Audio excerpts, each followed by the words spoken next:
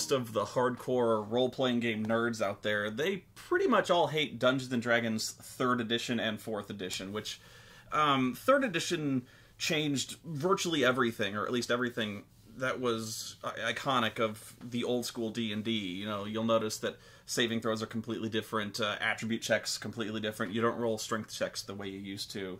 No THAC0, of course.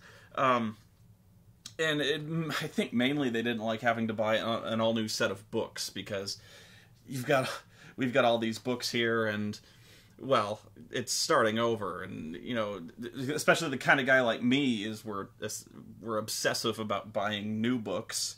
So, of course, we're going to buy them, and we're like, fuck. So, and also the settings. It also means the settings are due for, like, an update. And we like the settings. Even if we hate them, we like the way they are, because we know them.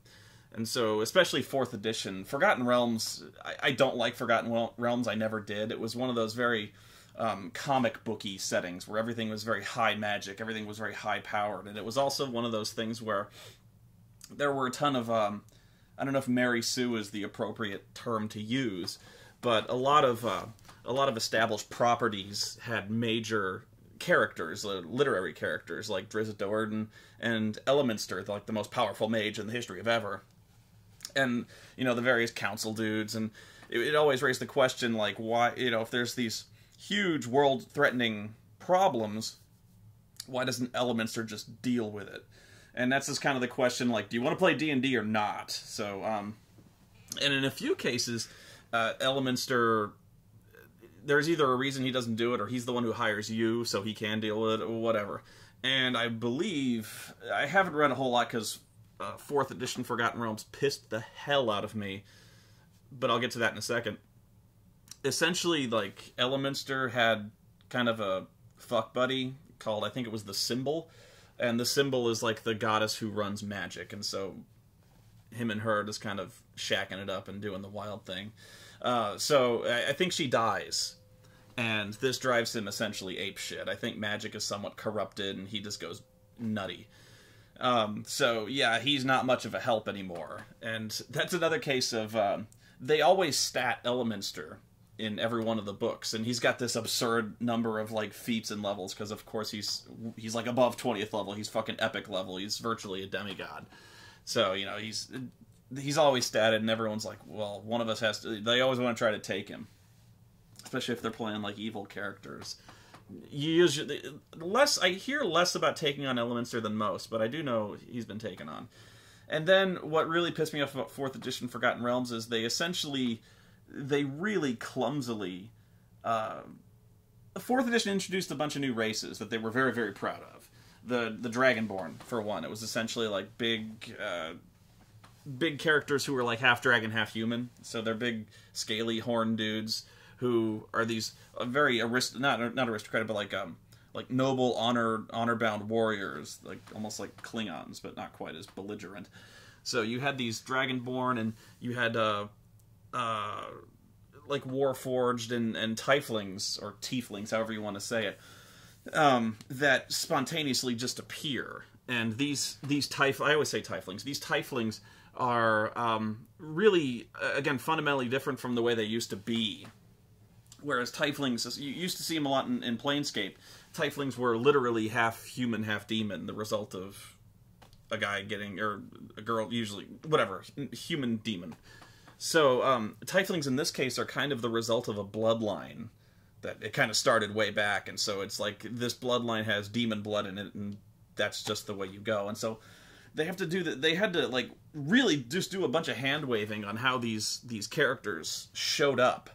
You know, because now Dragonborn are here, and now Tieflings are here, and all sorts of races, and you just like, oh, and there's elves and fuck, then there's elves and there's super elves, the Eladrin, who come from the Feywild, and of course the Feywild didn't used to exist, or at least not to the same degree it used to. Like there's, you know, the Shadow Realm and the Feywild and stuff like that, and so we've got all these really huge changes in Pantheon's ethos, dimension, the organization of the dimensions. Planescape out. You know, Planescape still kind of exists, but not on the same level nearly as it used to, because 4th edition also streamlined alignments. They took out the Law to Chaos, good to evil. Now I think it's like, it's basically like good, neutral, bad. You know, with like, it was really stripped down. They took out a bunch of the stuff, and so when you take out like half the alignments, this is meaningless. You know, so they pared it down to really just kind of black and white notions of good and evil, or just like law-based, like just very strict law. So they did this thing where I think like an asteroid hits. You know, when we bring up an asteroid hitting, it's going to be really fucking stupid. But an asteroid hits Farron, the main continent, and it fucks everything up. And essentially, I believe what happens is it causes like a interdimensional rift between like parallel dimensions, and they kind of crash into one another. And so all of a sudden, there's just Dragonborn, there's just this race of Tieflings, and there's Eladrin, there's the Feywild, and so like you really gotta wonder what it's like being in Farron. You know, all of a sudden your entire theology has just been retconned. You know, not retconned in the sense that you know, everything used to be this way and now it is, but retcon being this never happened. Now it's like, it used to be this way, and now it's completely different. So, like, being a spiritual person in Farron must be this really roller coaster, frustrating ordeal. Like, oh, my god stopped existing. Oh, crap. You know, because I don't worship the same, like, the alignment my god was part of. A lot of the gods vanished. A lot of gods either died off or vanished or kind of merged. It was just... like, it could have stayed that way. It could have stayed the way it was before, but no, they had to put out a new edition. They also had to do this... They put out this big contest one time to develop the new grand setting for Forgotten Realm, or for D&D, and it was called Eberron, which was... I don't want to say steampunk, but kind of a little bit steampunky. That was kind of like this magical hybrid with mechanics that introduced the Warforged, which are kind of like these like robot dudes that you could play. I don't know. I don't remember anyone really playing Eberron, except if you played D&D online, which was no choice, but you had to play Eberron. I know some people did it, but I can't... the entire time I worked at the game store, nobody even bought Eberron. They bought the first book, maybe, and they looked it over there, this sucks, and they put it away. And really, it didn't suck it didn't really suck, but it was just like, why? You know, we just didn't like it.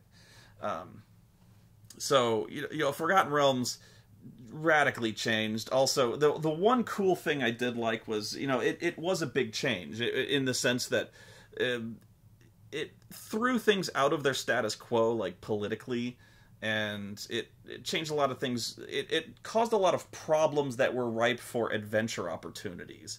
So, like, it basically opened this huge breach in the Underdark, which is where all the bad things live. It's where the Drow live.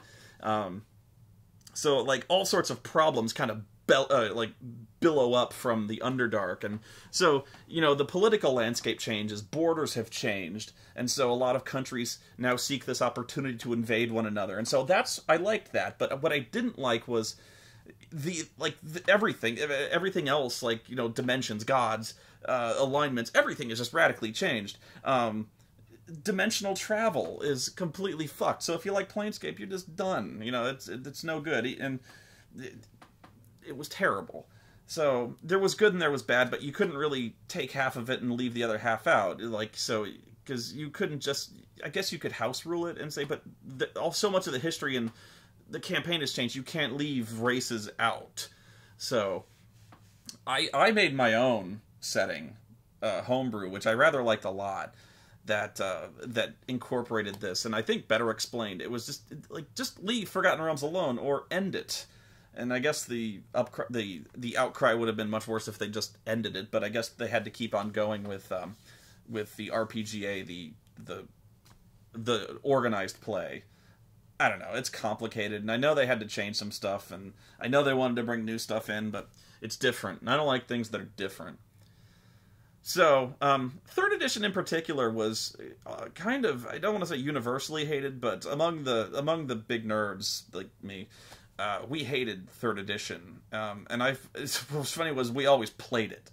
We played the hell out of it. And the reason was, you see, I've got all these books here. I've got a room full of books over there. I've got games I'll never play, like fucking this is a bad example because I know people have played this, but like Midnight. Midnight's a good game. It's really depressing, but it's a good game. I'll never get to play this fucking game. I played it one time, actually. There was the guy I used to play with, he got me into this, and we played a few sessions of it, and then things fell through. It wasn't like hostile. We just like probably ended exactly this way. So like we'll get a group together and be like, what do you want to play? And so a guy like me will be like Midnight or Spycraft or GURPS, or GURPS is again bad example. More people play GURPS than they used to, but not a lot. Iron Kingdom, 7th Sea, even World of Darkness I used to notice didn't, you know, what would happen was there'd be like 2 players out of 6 who would say like, or 3 or 4 even, like Midnight. I was the only guy who fucking had this game. So I'd say, let's play Midnight, and everyone would go, I don't have that. And you don't want to make somebody buy a game so you can play it, because it's just like, I want to... You're not going to make people do it, and so you'll list off like 4 or 5 games that are not standard, because it always starts out like, well, let's play something other than D&D, and we list off all these games, and either half or the majority of people don't have it. So it's kind of like you could borrow books, but it just, for some reason, the group always just kind of gets frustrated after naming like 3 or 4 games, and they just go, let's play D&D instead, because we all know that this is like D&D. It's you know, it's medieval heroes and shit, and so they just go like, well, if it's like D&D, let's just play D&D instead. I don't want to learn, like, besides, people got lives, they got jobs, they got school, they don't want to read another fucking book. Like, this is fucking huge. It's not even that big, considering some of the books I read, but they're like, I just don't want to read this. I don't want to learn a new game. Although this is D20, this would be easier to learn than some, but you know what I mean. So, like, if you got 7th Sea or A Legend of the Five Rings or something, good game. They're like, oh fuck, I don't want to read a new game. So you know, you just go, well, let's play D&D instead. So you'd always got stuck with it, and we always got stuck playing 3rd edition. We hated it, but everyone had it, which was kind of this really unfortunate effect. I have seriously played enough 3rd edition to last me forever.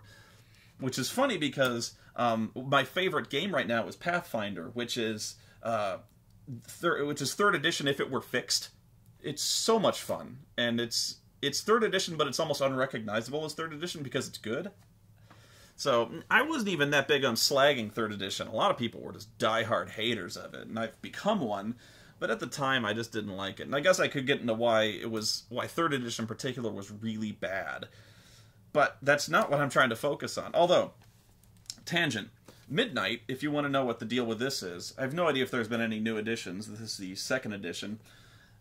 Without getting into too much detail and just kind of generalizing it for you, Midnight is basically what would happen if Sauron got the One Ring. If the War of the Ring was lost and he just got Frodo. That's not, of course... Like, there's no Lord of the Rings in this, and there's no One Ring, but this is basically what would happen, is basically the war for good and evil happened, and good lost. Like, lost cold. So, everything is under this huge oppressive regime. You know, Sauron has these fell beasts, you know, the Nazgul essentially run everything, and it's, or like, not quite like Star Wars, but it's Lord of the Rings, if everything was already conquered, and so... You guys, in Midnight, you play heroes who are basically in a hopeless struggle, who are trying to do good things and try to... You might have the urge to try to overthrow the Empire, but you're not going to. This is kind of one of those games where you've already lost, it's just trying to kind of break even. So, and there are victories to be had, but it's like, it's almost insurmountable. So that's what Midnight is. It's kind of one of those really dark... I don't want to say emo, but it's like a World of Darkness style RPG where that's the way it is. Like in D&D, there's always like there's, you know, tales of great deeds and heroism. In this one, you're kind of doomed heroes, which is it's cool like that. So, where was I? 3rd edition changed a lot, and so the one thing I wanted to talk to after, again, you know how I get in tangents, but 3rd edition and 4th edition have the same problem that bugs the shit out of me. Well, it has two problems, but the one I want to talk about... Okay, I'll just talk about the first one. The first one is attacks of opportunity. Nobody fucking understands how attacks of opportunities work, and it's not that hard. I've never had a problem. I've seen games, I've seen groups that have played for years that don't do attacks of opportunity right.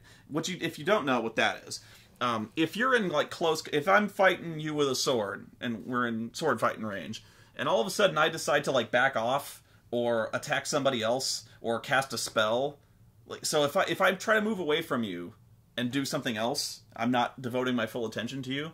Or if I try to cast a spell while I'm in a sword fight, that don't work. Unless you've got special abilities. So you get what's called an attack of opportunity. You get a free attack against me. And attacks of opportunity are bad news, because you don't want to get hit, of course.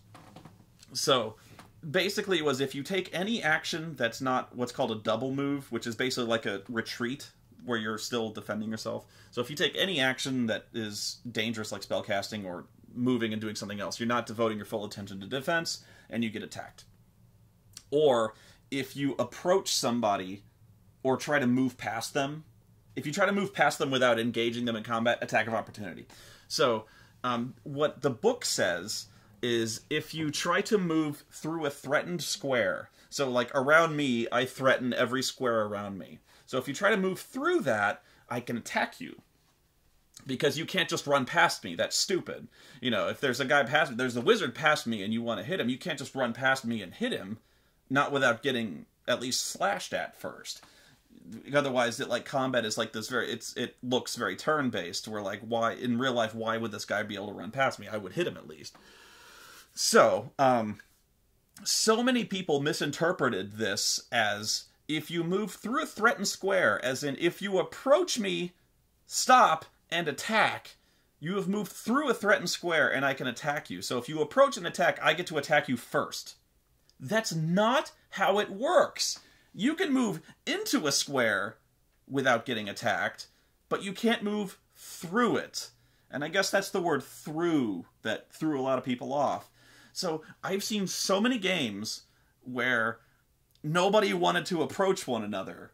So, like, the hero would be like, I move forward and attack. So he gets within melee range and be like, the DM would be like, stop. He gets to attack you first because you moved into a threatened square.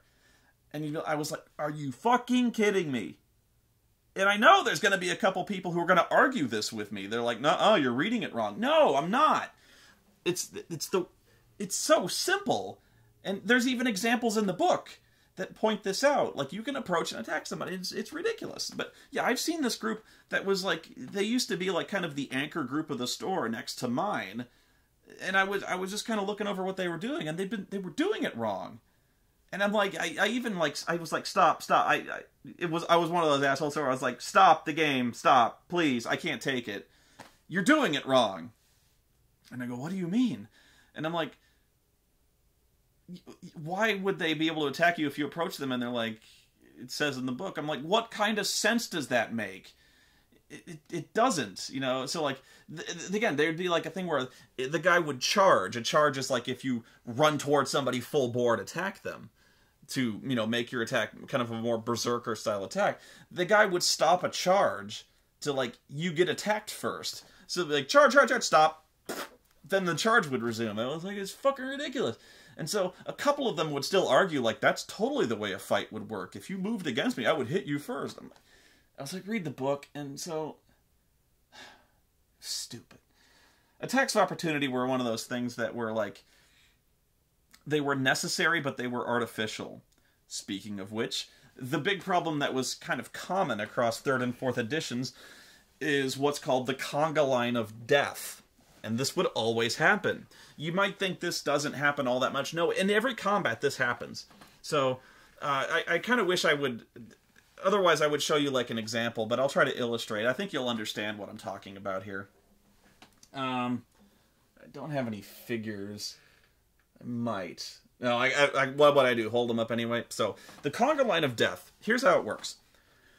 If I'm attacking you, it's like a fair one-on-one fight. However, if I'm attacking you, and one of your friends gets up behind me, directly behind me, so, like, you're here, I'm here, and then directly behind the fight we're having, that's what's called getting flanked.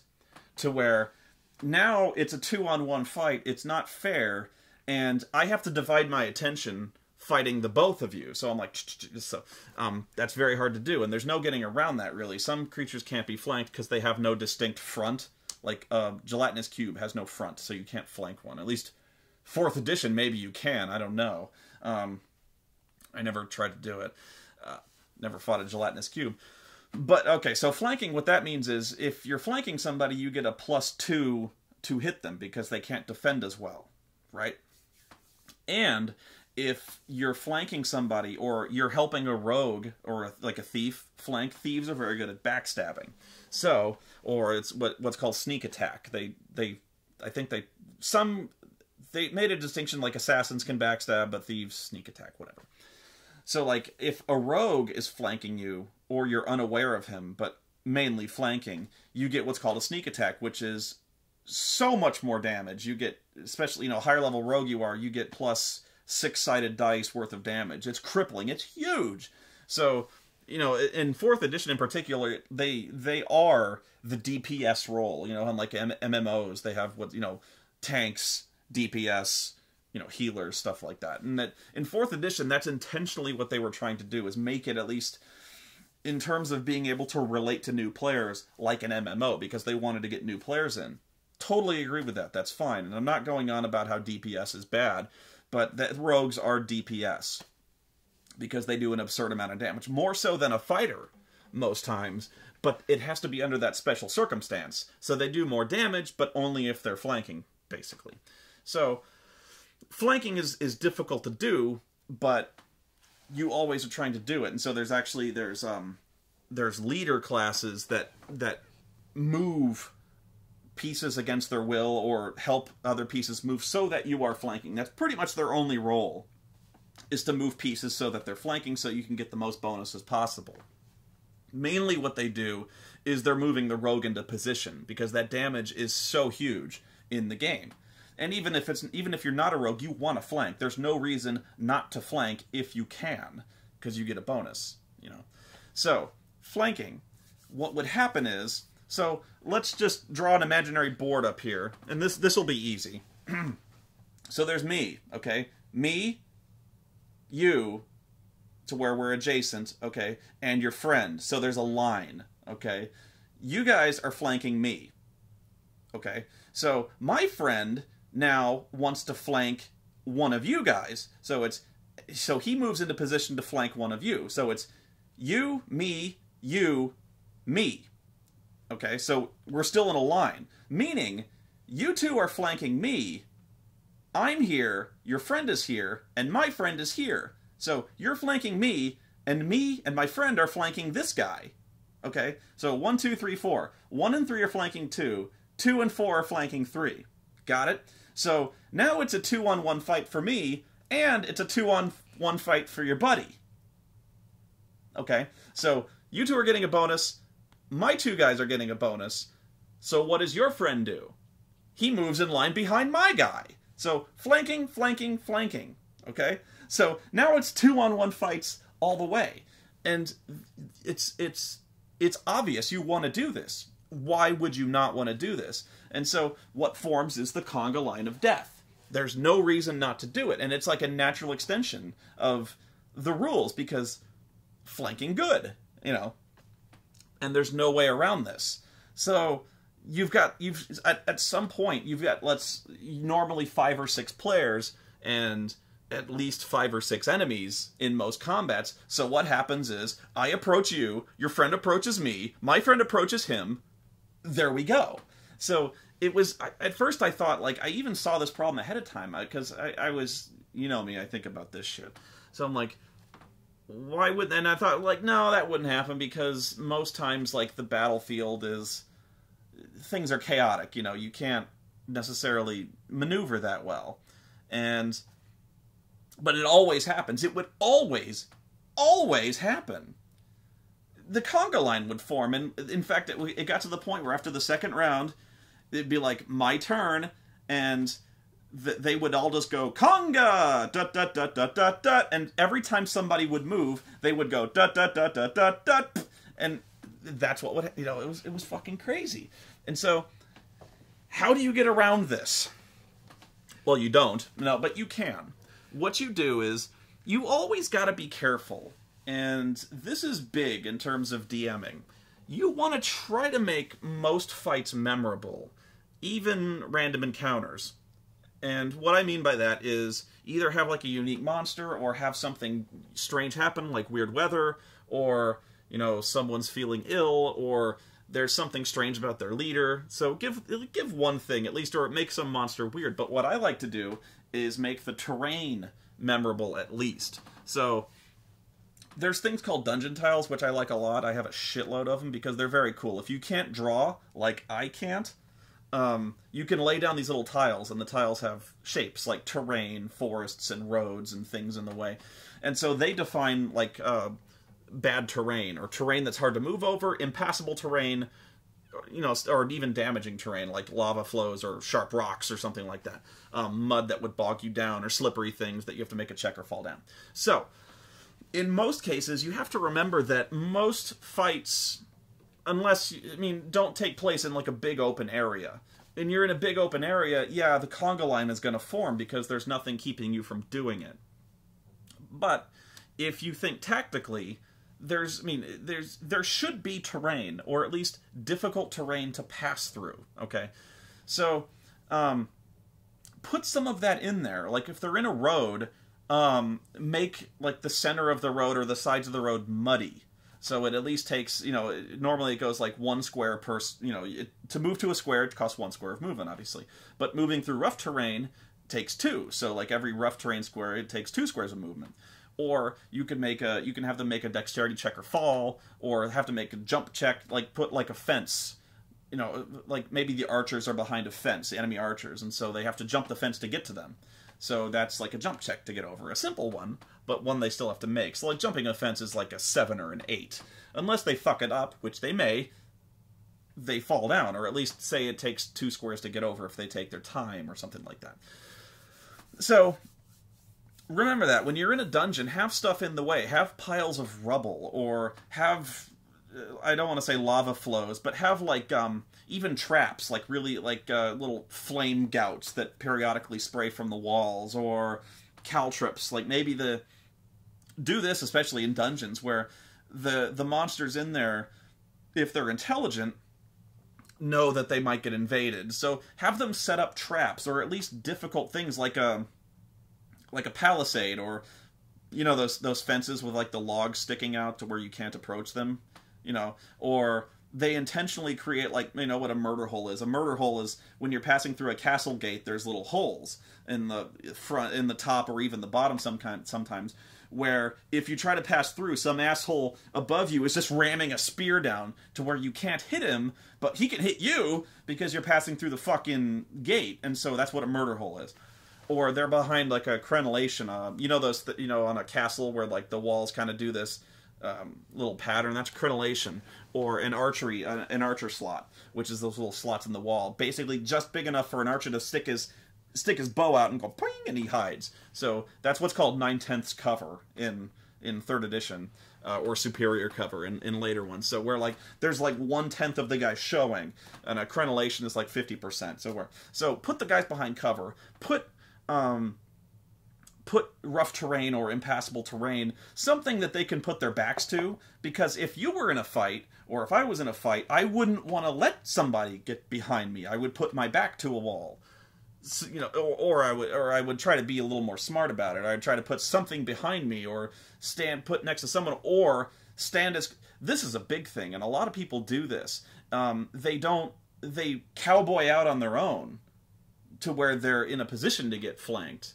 Whereas sometimes you should kind of stick together, or at least kind of put a little bit of distance in between you, like even even a square or 2 squares, to the point where trying to get in between you would be a very stupid move, because then they'd have to pass through your threatened square, and then they get fucked up.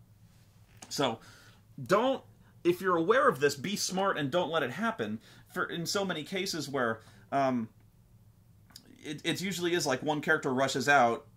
It happens a lot when initiative is staggered. So like you roll initiative, and sometimes if it happens that it's hero monster, then the conga line forms because one guy runs out, the other guy runs out, and so on. If it might be more advisable to kind of move forward as a group on the same or at least close initiative, so you're not in that position. But the thing is, the reason that doesn't always work is because you want to flank, and so you have to go out on your own. You know what I mean? So it can be done, but you have to try to do it that way. So sometimes flanking is not the best idea, but in the case of the rogue, it always is. You know what I mean? So it's one of those problems that can be mitigated, but not entirely solved. It's one of those artificial rules that it has to be there. Well, something like that has to be there because you want to do... They can't do facing. Facing is like you have to define which way your character is facing. So D&D, the old school AD&D used to do that, where you didn't have to, but you could define where your front was. And so where this got really crazy was your front... Okay, this is my front, duh. But, like, if you're behind me, I don't get dexterity, because I can't see you, I can't dodge you. Or at least if I'm dodging, I'm guessing. So I don't get dex. And if I have a shield, front, and if I'm carrying my shield... Okay, I'm right-handed. My left hand, if you're attacking from my left, I get my shield. Or I get all of my shield. From the front, I may not get all of it. From my right, if you're right here, I don't get my shield. So my AC is lower from here, lowest over here. You know, so my strongest AC is front, and it's so fucking... I mean, once you get the hang of it, you can keep track of it, but it's one of those things where you're like, let's just get through the fucking combat and do this. It's okay to abstract it. 3rd and 4th edition abstract the hell out of it, where it's assumed that if you're in front of a guy, you're facing him. So then that's what they do flanking for. So I'm stating the extremely obvious, but what I mean is... It's good that it's there, and at the same time, it mechanically causes these problems. So the best way around this, if there is a way around this, is to put difficult terrain in there, which happens. So, like, even if you're in a bar, I've seen fights in taverns that are just like, oh, there's a wide open area here. Put tables, put chairs down, and even put, like, you can even mark where, like, chandeliers are, and in a way, that will inspire characters, because there's all sorts of stuff you can do if there's things to stand on, or ropes to swing on, and then you start having some fun, like my bard would, you know, swing on a rope. Or there are bonuses for having higher ground. So one of the guys might, I stand on the table and I start swinging down on guys like that, and so you could say, like, maybe you can't be flanked as easily, or at least you get less of a bonus flanking if you're on a table. Or have guys hide behind things. Archery is one of those things that's really underrated. For some reason, a lot of DMs don't like to do, you know, guys hiding, and they always like to do things where enemies are very single-minded, where they will always run forward and attack, and groups will always fight to the death. Especially for even cowardly monsters, for some reason, will fight to the death, and that's why they have in AD&D, I'm not sure if they have them later on, I forget, morale checks, to where if they lose their leader, they have to check morale. If they fail, they'll run, or they'll do their best to disengage, or they'll surrender. So this will happen if they lose their leader, if they lose 25%, 50%, and so on. To where, if they have really strong morale, sometimes they will fight to the last man, and some characters or monsters have really unshakable morale. So if they're military, they'll check morale much less. Or if they fail morale, that doesn't necessarily mean they tuck tail and run, pissing themselves. Like if you had a regiment of soldiers that failed morale, they would retrograde advance. You know, they'd be like, we need to regroup, and so that's what a morale check would be. But a lot of DMs do this, where, like, monster sees heroes, monsters run forward and attack, which they may not always do, especially if you're one of the weaker races. Kobolds are always kind of the big joke in AD&D because they have, like, no hit points. So kobolds, there's even a game called Kobolds Ate My Baby, where the whole joke is that kobolds, a stiff wind will kill them. So one of my first things I always wanted to do was make kobolds, if not like a really menacing threat, a definitely annoying and damaging one. So kobolds are stupid and they're weak, but at least they kind of know they're stupid and weak, you know? So at least they'll put some effort into, if they have to get into a fight, they'll make fucking sure they'll have the numbers advantage, because that's what they have, is a big numbers advantage. And if they're fighting on their home turf, which they're often forced to do because adventure's always kicking their fucking door down, they'll make their turf as hostile as possible. They'll put caltrops down. They'll put pit traps down. Maybe really easily evaded and seen, but they'll put them down because, I mean, even they understand the importance of a bottleneck, you know, to funnel them in single file so they can stab you. They might even build murder holes in... They'll might even build murder holes so they can spear you. Or they'll hide behind things so they can chuck javelins at you. Which is why, in 4th edition, I guess one of the smarter things they did was they invented what's called skirmishers. Skirmishers are guys who essentially open up the fight by throwing a volley of spears or javelins at you to kind of soften you up a little bit. That's how military engagements used to go, like in Roman times. They had hoplites, I think they were, that would throw spears. So skirmishers are kind of those short-ranged ranged guys, to where they have like 1 or 2 shots and then they close to melee, or they'll retreat and let the warriors move in. So that's what kobolds and goblins are very good at, is kind of hit and fade attacks, or maneuvering, numbers advantage. So make sure that when you're DMing, they do that, to where, especially mobility is their big advantage. You'll notice goblins, if in 4th edition, have this thing where let's call it like goblin evasion or something like that, to where they can move, and they're really annoying about that, to where they move into flanking position. And again, the conga line forms. But that's what they do. So, remember, and I've probably gone on about this before, remember that creatures are intelligent. Kobolds less intelligent than others. But unless they're animals, or unless they're like undead or constructs, pardon me, unless they're completely mindless, and even animals will run. You know, you kick a dog, it will either fight, or if you kick it enough, it will run. Don't kick my dog. So monsters, at least remember that if they're losing the fight, at least let them bear in mind that they may realize they're losing the fight and may do something to about this, or at least to regroup or sound an alarm or something like that. So if you were, let's say you're one of the goblins, and let's face it, as a goblin, you're used to retreating, you know, so have a plan in place to do that. And they don't always necessarily want to eat an attack of opportunity, okay? So have them have some plan to get away. There's a lot of things I would like to do, is if they have a spellcaster, which they sometimes do, have them cast Obscuring Mist, or, you know, kind of, or what's called a smoke stick. That's like an alchemical thing it's like a ninja bomb. You throw it down, you know, smoke, or Obscuring Mist, or a Tanglefoot bag, something they can throw in your face, like even sand. Having them have it's silly, but if it hits, it is memorable. It pisses the characters off. You threw fucking sand in my face, and he's like, yeah, he runs away. So give them an opportunity if they feel they're outclassed.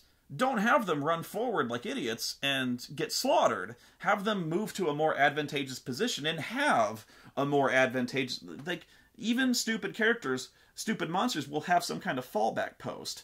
They'll know that they fight better on their home turf, and give them a reason why fighting on their home turf is preferable. You know, sometimes they may even have, like, explosives or guards on duty that are specifically armed to kind of do hit and fades. So there's other things that you can do other than necessarily going to flank. And so that's the biggest thing I would encourage you to do, is remember monster intelligence, and remember that you can put dangerous and damaging terrain, or just difficult to traverse terrain.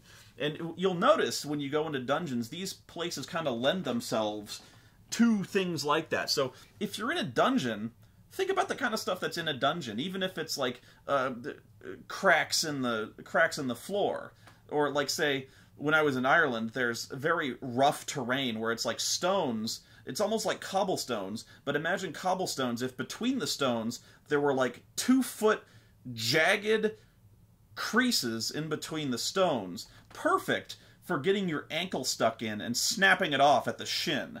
It's like it seriously is the most dangerous terrain I have ever seen in my life, short of like open magma streams, you know?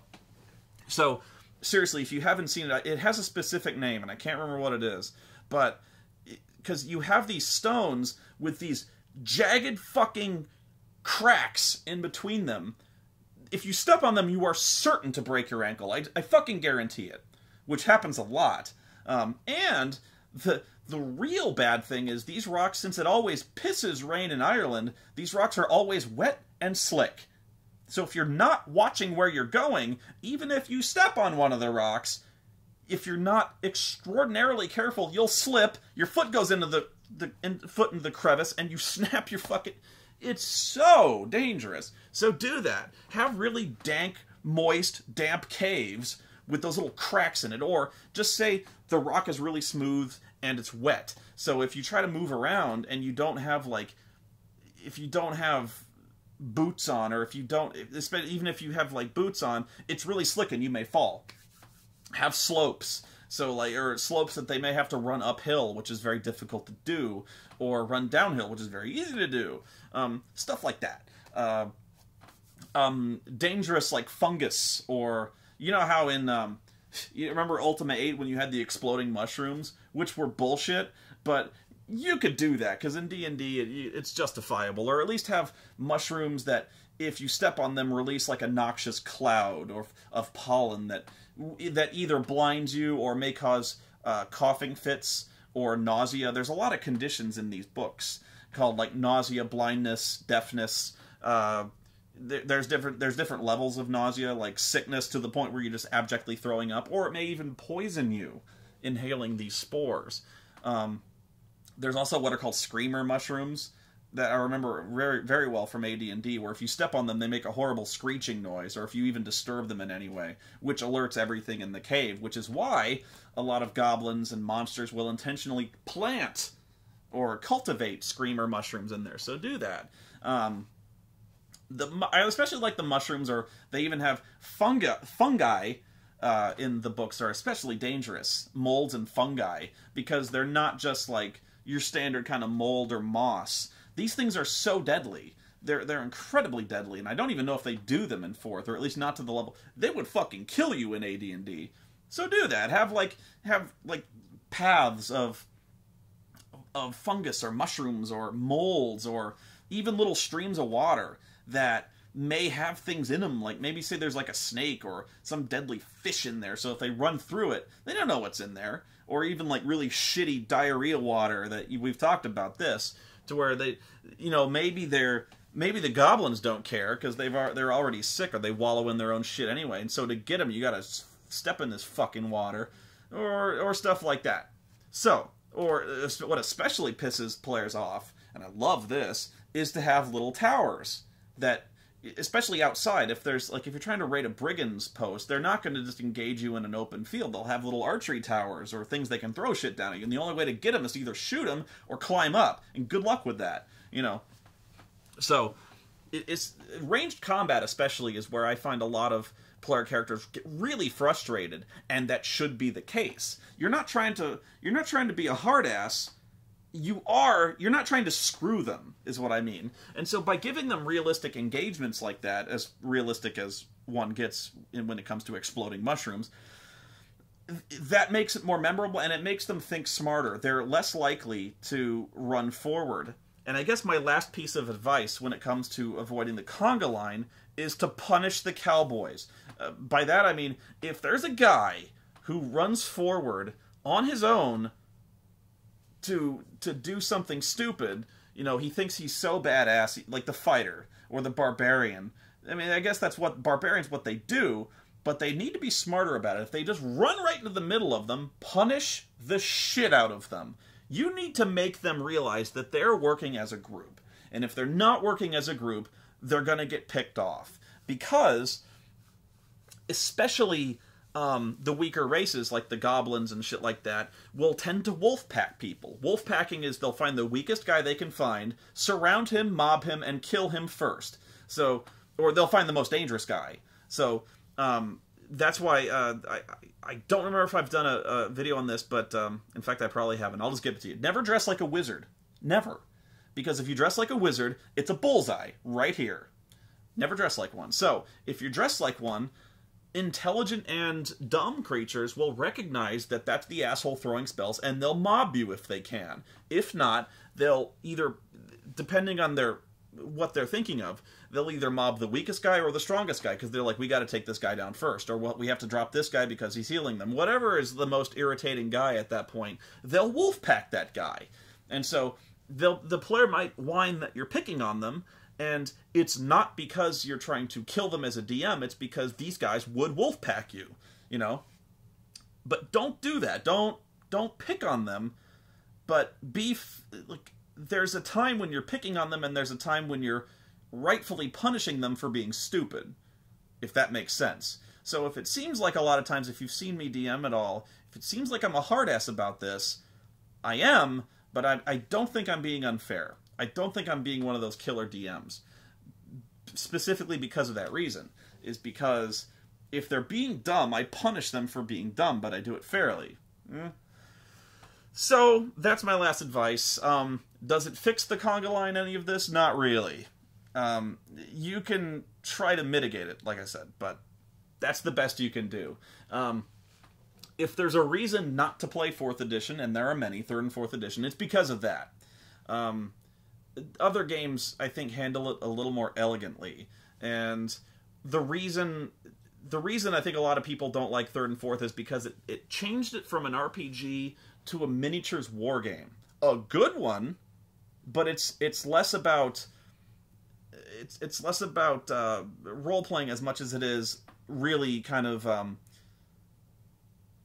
well-defined but approachable combat. And that, in that regard, is very well done. In fact, they basically just kind of said, fuck the RPG at one point. They've released this game called Dungeon Command D&D Miniatures, specifically called D&D Miniatures, which are literally just the miniatures war game. Nothing but. So, it's a little more balanced. There's point values and stuff like that, but that's what it's become. And I mean, it is an RPG. There's, of course, the RPG elements are there, and maybe even arguably better defined than they were in these games, but it is noticeably different, and the emphasis has radically shifted over to miniatures war games, which is why a lot of people don't like them. I have my own reasons, but again, I'll whine about that later. So, Conga Line of Death. Very few ways around it. Until next time.